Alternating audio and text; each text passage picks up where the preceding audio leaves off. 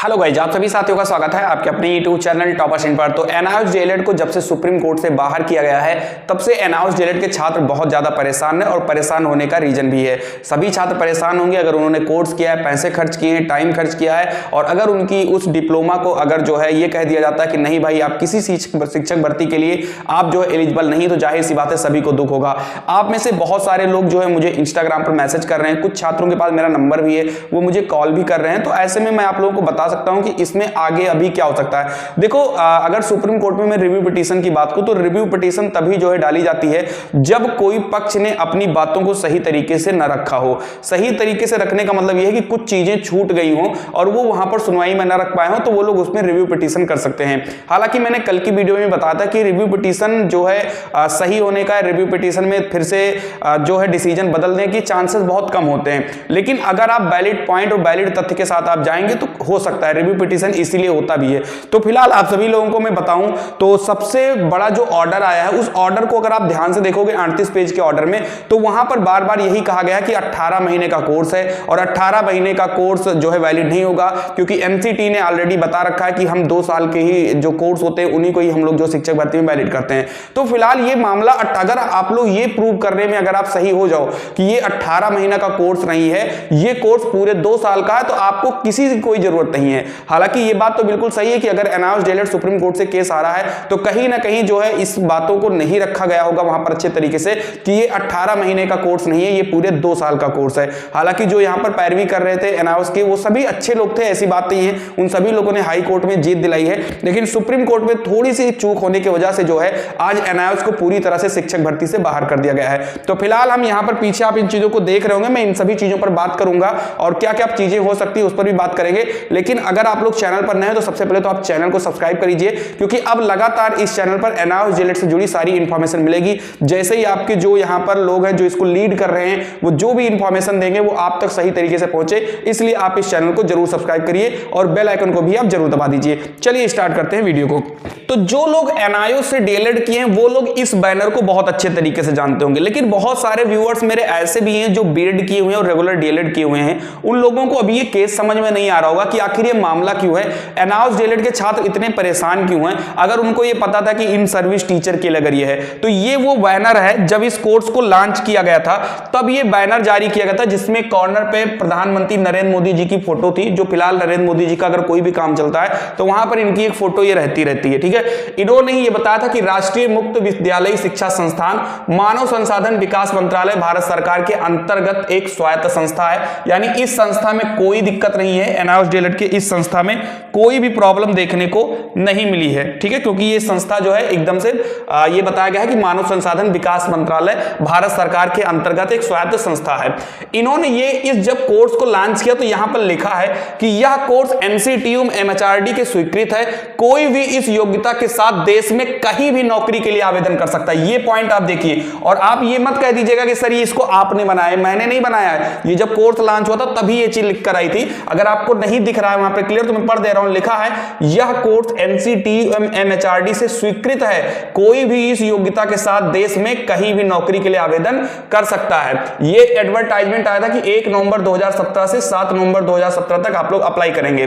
फिर यहां पर इन चीजों को बताया गया, आप यहां पर मैं दिखा दूं, यहां पर मेन चीज ये देखिए जो यहां पर 18 महीने का जो यहां पर चीजें चिल्ला चिल्ला कर सभी लोग बोल रहे हैं क्योंकि उसको सुप्रीम कोर्ट ने 18 महीने बता दिया है। तो सुप्रीम कोर्ट ने इसीलिए बता दिया 18 महीने क्योंकि उस चीज को अच्छे तरीके से वहां प्रेजेंट नहीं किया गया, चीजें वहां पर पहुंची नहीं, इसीलिए इसको 18 महीने लोग चिल्ला रहे हैं। यहां पर सीधा सीधा लिखा है कि यह 2 वर्ष का कोर्स है, इसलिए रजिस्ट्रेशन तुरंत करना है। रजिस्ट्रेशन की आखिरी तारीख शिक्षकों की मांग पर 7 नवंबर 2017 तक बढ़ा दी गई है। तो यहां पर ऑलरेडी जो है यहां पर बता दिया गया है कि 2 साल का कोर्स है। हालांकि मामला फंसता कहां पर है मैं थोड़ा सा और क्लियर करूंगा इन चीजों को कि यहां पर प्रॉब्लम हुई कहां पर।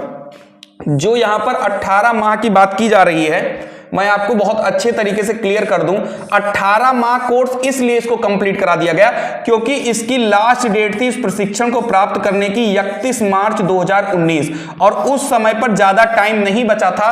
तो इसलिए यहां पर जो उस समय पर प्रकाश जावड़ेकर जी थे, शायद मेरे हिसाब से उस समय शिक्षा मंत्री वही थे, मानव संसाधन विकास मंत्री अगर मैं करेक्ट हूं तो, ठीक है। तो उन्होंने ये कहा कि 31 मार्च 2019 में मात्र 18 महीने का समय बच रहा था। तो उन्होंने ये कहा कि 18 माह का जो कोर्स है वो आप जो आपके जो भी अलॉट किए गए हैं सेंटर, प्रशिक्षण सेंटर, वहां पर आप कंप्लीट करिए। बाकी का जो 6 माह का जो इंटर्नशिप होता है, वो 6 माह का इंटर्नशिप करने की जरूरत नहीं है। जैसे आप डीएलएड अगर रेगुलर करते होंगे तो आप इस चीज से इत्तेफाक रखेंगे, रेगुलर डीएलएड में 6 महीने यानी कि जो 4 सेमेस्टर होता है, उन चारों सेमेस्टर में एक एक महीने आपको किसी स्कूल में जाकर पढ़ाना होता है। लेकिन अब ये जो ऑलरेडी शिक्षक थे, ये ऑलरेडी किसी ना किसी स्कूल में पढ़ा रहे थे, तो इनको ये इंटर्नशिप करने की कोई आवश्यकता नहीं थी। इसीलिए इनको ये 6 महीने थोड़े कम कर दिए गए थे। और वो भी बच्चों ने तो कहा नहीं था कि जाकर आप इसको कम कर दीजिए।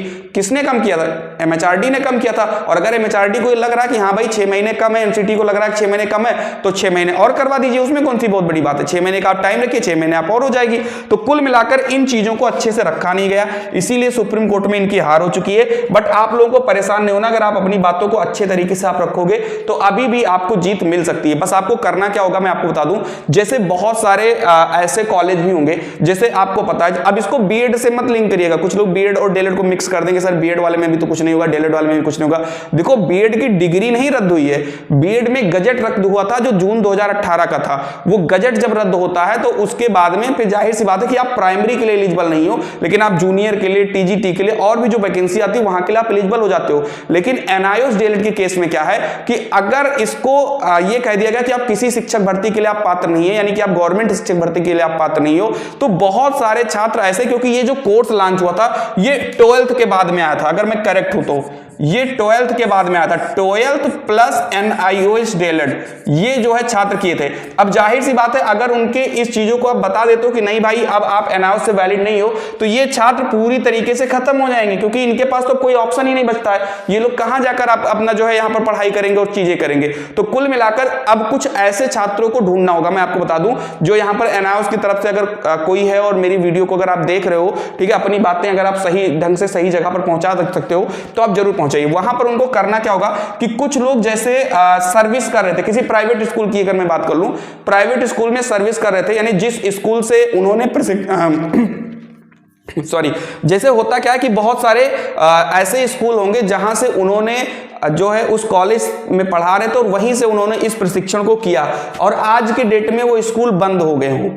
तो जाहिर सी बात है अगर वो बंद हो गए हैं और किसी अलग जगह पर वो नहीं जा सकते हैं पढ़ाने के लिए, क्योंकि जाहिर सी बात है 12th बाद में सभी को तो लिया नहीं जाएगा किसी भी प्राइवेट स्कूल में, तो उनको आप इकट्ठा करिए। या फिर कोई गवर्नमेंट टीचर अगर है तो अगर गवर्नमेंट टीचर है और उनको ये लग रहा है कि हाँ मेरी नौकरी भी खतरे में है, तो उन लोगों को आप इकट्ठा करिए और रिव्यू पिटीशन करिए, अपनी बातों को रखिए, क्योंकि जीवन जीने का अधिकार जो है संविधान ही देता है। तो वहां पर अगर आप अपनी बातों को रखोगे, और सबसे पहली चीज तो आप ऐसी चीजें इकट्ठा करिए कि इन चीजों को आप 18 महीने वाले को आप 24 माह करार करवाओ सबसे पहले, तभी आप जो है जीत सकते हैं। देखो यार मैं फिर बता दूं, जीतने के चांसेस कम हैं, लेकिन अगर कोशिश करोगे तो जीत सकते हो, ऐसा नहीं है कि आप नहीं जीत सकते हो। जैसे मैं कुछ एग्जांपल भी आपको दे दूं, अगर मैं कुछ एग्जांपल दूं, जैसे मान लीजिए ये एक कोई संस्था है, ये कोई एक संस्था है और इस संस्था से आपने बीटीसी कर लिया, एक सेकंड के लिए, आपने इस संस्था से आपने बीटीसी कर लिया, रेगुलर वाली बीटीसी कर लिया आपने। आने वाले समय में इस संस्था पर कोई आरोप लगता है और इस संस्था को बंद कर दिया जाता है, ध्यान सुनिएगा, इस संस्था को बंद कर दिया जाता है, तो क्या इस बीटीसी में जितने भी स्टूडेंट्स ने जो बीटीसी का कोर्स किया, क्या वो इनवैलिड हो जाएंगे? बिल्कुल नहीं, इन बीटीसी वाले वैलिड रहेंगे, खाली इनकी संस्था जो है यहां पर कैंसिल हो जाएगी। इसीलिए अगर आपको किसी एमएचआरडी ने आपको कोर्स करवाया था, आपको एनसीटी ने करवाया है और लास्ट में उन्होंने टाइम ड्यूरेशन को घटाकर 18 महीने कर दिया है, तो इसमें बच्चों की थोड़ी ना गलती थी। एडवर्टाइजमेंट में तो सीधा सीधा 24 महीने लिखा है, तो जब एडवर्टाइजमेंट में 24 महीने लिखा तो 18 महीने चीजें, मुझे तो ये समझ में अभी तक नहीं आ रहा है कि इन सब चीजों को अगर रखा भी गया होगा सुप्रीम कोर्ट में, तो सुप्रीम कोर्ट इसको नजरअंदाज कैसे कर सकती है? हमें तो आज तक यही नहीं समझ में आ रहा है। या तो इन चीजों को रखा नहीं गया है, और अगर इन पॉइंट्स को रखा गया है तो फिर मतलब मुझे तो बहुत प्रॉब्लम क्रिएट हो रही है यहां पर, थोड़ा सा मुझे हो रहा है, क्योंकि भाई 18 महीने के कोर्स में एडवर्टाइजमेंट में 24 महीने है। सुप्रीम कोर्ट को थोड़ा सा ये भी सोचना होगा, हालांकि सुप्रीम कोर्ट का फैसला है भाई, सभी को मानना होगा, हो सकता है इन पॉइंट्स को वहां पर रखा भी ना गया हो, ठीक है। अगर ये चीजें वहां पर रखी गई हो कि भाई एडवर्टाइजमेंट के समय 18 महीने का जिक्र नहीं था, 24 महीने था, हम लोगों ने 24 महीने का कोर्स किया और बाद में टाइम ना होने के कारण इसको 18 महीने में कंप्लीट करवा दिया गया, जबकि ये पूरे 24 महीने का कोर्स है, तो फिर इसमें फैसला उलट कैसे सकते हैं? मुझे समझ में नहीं आ रहा। तो इन चीजों पर मैं तो यही कहूंगा कि आप लोग संगठित होइए, जो भी आपके आपके पैरवी कर रहे हैं जो एनाउंस को, उनका साथ दीजिए आप लोग, ठीक है। हालांकि जब उनके तरफ से मुझे कोई इंफॉर्मेशन मिलेगी तो मैं आपको बता दूंगा,